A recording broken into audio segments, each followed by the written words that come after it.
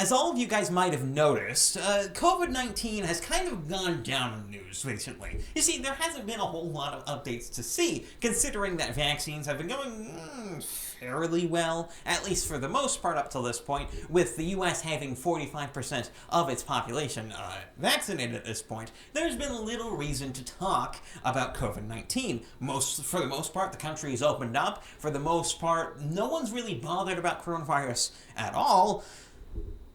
And so, many of the dictators in many a place, whether it be Fauci up in the NIH, or whether it be all sorts of governors in blue states across the country, have needed to find new excuses for exactly why they need to keep pushing for their completely tyrannical dictates. And their newest example of why they need more tyrannical dictates is the Delta variant, which they refuse to call the Indian variant because, well, they don't want to try and legitimize Wuhan virus, which, for the record, is what I will be calling COVID-19 throughout this video just to spite them. You see, the Wuhan virus Delta variant is essentially the same thing as COVID-19. Now, there is some evidence that it is at least slightly more transmissible, and it has led to a considerable rise in cases in places like the UK or the UK at this point, where it is fairly dominant at this point. But the thing is that rise is not as severe as the percentage differences between the case numbers at the beginning and the case numbers right now would make it out to be. You see, they say there is an 80-something% increase in deaths in the UK. Turns out that when you look at the actual statistics, the difference is between 6 deaths on last Sunday and 11 deaths this Sunday, which doesn't even really register on the graph the Daily Mail shows in this particular article I'm using for a source. And this has linked many people on the left and the tyrannical COVID grift left to be really pushing for, first of all, vaccinations, and when it inevitably goes at the exact same rate it's been going, essentially, for the past few months, pushing for lockdowns. You see, they don't really want to let go of this thing. They don't want to let go of the issue, and they are trying to push for the return to lockdowns, return to universal masking, all the way down. They are pushing for this as hard as they can. But the truth is, these things don't work. Now, I've already exhaustively cataloged exactly how masks do not work in almost any context with regard to public usage of them, particularly among people who aren't infected with the virus, or at least aren't symptomatic with the virus. But I haven't covered, at least in exhaustive detail, lockdowns, despite the fact that there has been a number of studies to a similar effect with lockdown. But you see, I didn't see a real need to even cover a lot of these studies, mostly because from a logistical standpoint, lockdowns don't make sense. You see, lockdowns as a concept are trying to emulate quarantine on a society-wide basis. It's trying to say, okay, we're going to quarantine literally in the entire society, leave them all to their own homes, and then hope everything goes well. But the problem is that it is different from quarantine in 2 ways which are relevant to how quarantines are supposed to work. First of all, quarantine is only for people who are either A, sick, or B, you have reason to believe are sick. You're supposed to put all the sick people together, people who can't infect each other because, well, they've already been infected, and you're supposed to put all them together and isolate them from the rest of the world. If you're isolating literally everyone, well, then you have no idea whether they were initially infected or not, and so you have a lot of inefficiencies there. But on top of that, you also have the second problem with the comparison to quarantine that you get with lockdowns.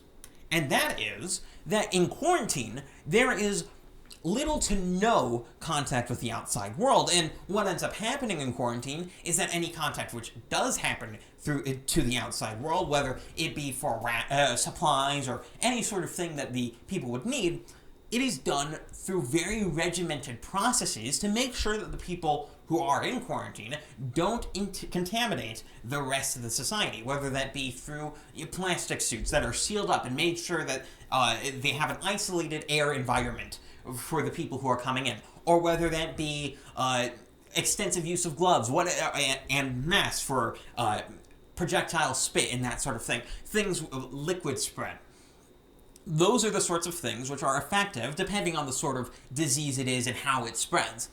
That's what you need when you're dealing with people in quarantine. But with lockdowns, this doesn't work the same way. The way it happens, in fact, is that you all go into the very crowded big box grocery store every week or so, and you walk around pretty much normally, considering that most people don't follow the little stupid stickers on the ground, and instead deem themselves to not really need it and just go wherever they might be, and no one seems to care whether they do so or not. And everyone walks around this environment, potentially infecting themselves, even with the masks, as it has already been proven. Masks don't seem to work all that much, at most 2%, which is nominal at best. And then they go back to their families and infect everyone there, effectively turning one infection into as many infections as there can possibly be. What ends up happening in this case is that you're actually using it as a funnel, because the only two places one could potentially be, either the big box store or at home, have people in close proximity to one another, which is the most relevant factor with regard to COVID-19 spread. It doesn't matter whether it's masks or whether it's even those stupid ponds or whatever. That's not the relevant factor when it comes to actually preventing the spread of COVID. It is physical distance. In big box stores, especially when all of the stores around them are shut down because no one can go to work and no one can do these things, they're very crowded. And they were very crowded during the times in which lockdowns was affecting my state.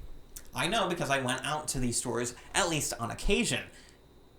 It doesn't work. And as I relayed in one of those earlier videos where I was talking essentially during lockdown, or about experience I was having at that time, they were also shutting down particular entrances into these big box stores.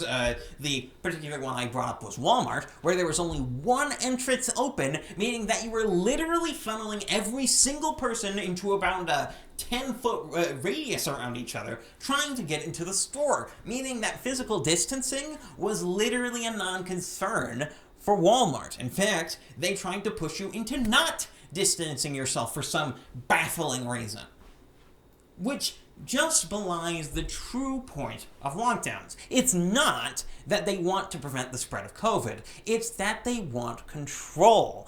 If they wanted to stop the spread of COVID, what they do is, first of all, they wouldn't shut down businesses because they want people to be moving down to a plurality of businesses rather than one particular one.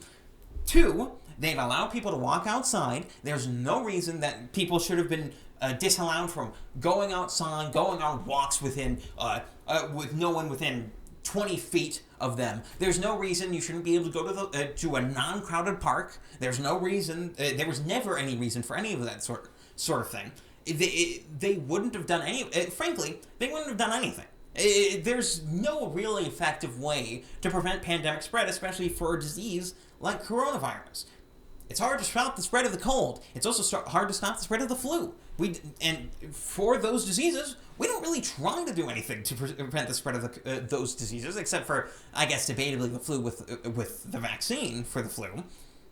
But that's about it. You don't get a lot else out of that. And considering the fact that there's evidence to believe that the vaccine is at least partially effective against the Delta variant with regard to the vaccine, there's no reason to take everything that's already been done. There's no reason to take people into lockdown again for this crap. Of course, there was never a reason to do that in the first place, but the people were going to do it. And that's that's the central problem with this whole rigmarole with regard to, we need lockdowns and all that sort of stuff. It really is just about control. They just want control. In this particular spat is the best evidence I at least can find with regard to that fact. And that's where I'm going to leave you guys off. If you enjoyed that video, do in fact subscribe down below and share it wherever you can. Particularly on platforms like Minds, Gab, and Parler, where I'm at and where I will occasionally show off my thoughts. As well, you can check out my other platforms, whether that be BitChute, Odyssey, Rumble, where the president is at. I might talk about that later, but hey, that's pretty cool.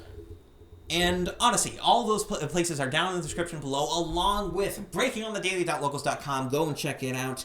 And that's where I'm going to leave you guys off. I'm KelKidman. This has been Breaking on the Daily, and I'm out.